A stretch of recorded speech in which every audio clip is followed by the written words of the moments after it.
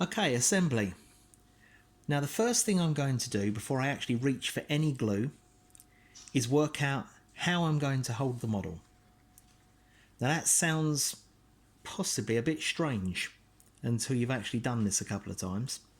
But what you want to be able to do is hold the model firmly, or hold both pieces that you're gluing together firmly, and so that they can actually achieve the correct join. And you want to be able to do that without having your fingers anywhere near the glue. One of the favourite facts of people who do this hobby is that superglue was never designed for models. It was a wartime invention, and it was designed for sticking people. There we go. I've covered the joint area, so it's not absolutely swimming in glue, but it's covered completely. And there we go. More superglue doesn't necessarily mean a stronger bond. In fact, sometimes it's the opposite.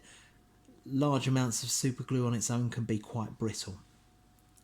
Okay, so I'm just going to hold that for a few seconds. Now, when you get superglue on your fingers, it's going to bond you and possibly bond you to the model almost instantly. That's just how it's designed to work. I say when, not if, because absolutely everybody in the hobby ends up doing it. It's quite funny, really, just as long as you don't end up doing it too much. And I have heard of guys who, after a big project, have managed to remove enough layers of skin from their fingers that they can no longer use their iPhone security features. They can't use their fingerprints anymore. Let's not get that bad, ever. Okay, so once again, trying to maneuver the piece on without getting my fingers anywhere near it.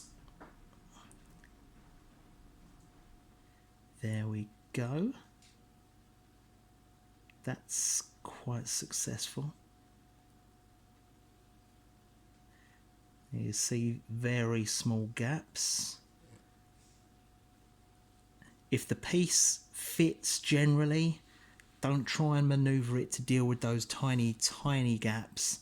We will be dealing with that in a little while. We can deal with that other ways. So that leg is very firmly on, that's good. Which leaves me this piece. Again, a dab of glue. And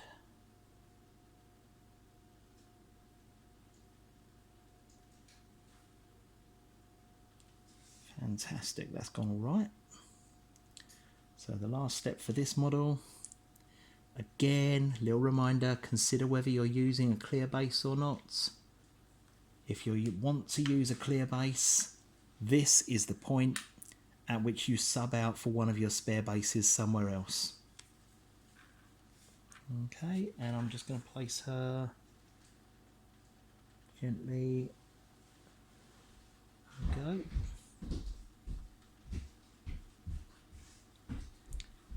And this one looks like it's going to require a bit of hold, so I'm going to have to be patient, hold it in position for a few seconds.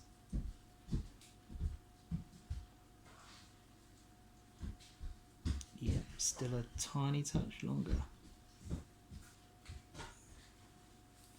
Trying to choose my hand position so that you can still see it in the camera, but I do really want to get another hand on this if it's all possible. So apologies to all, but sometimes it's necessary just to use full hand support on it. Do realise this means for a second you can't see the model, but you can see what I'm up to, and that's providing the model as much support as possible while it's bonding.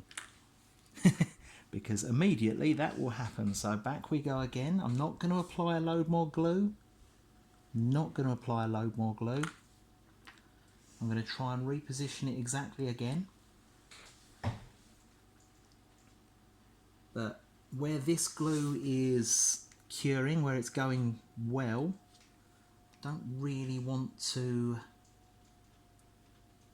add a load more. And this does feel like it's going to dry and hold, so I'm just going to have to be a little more patient.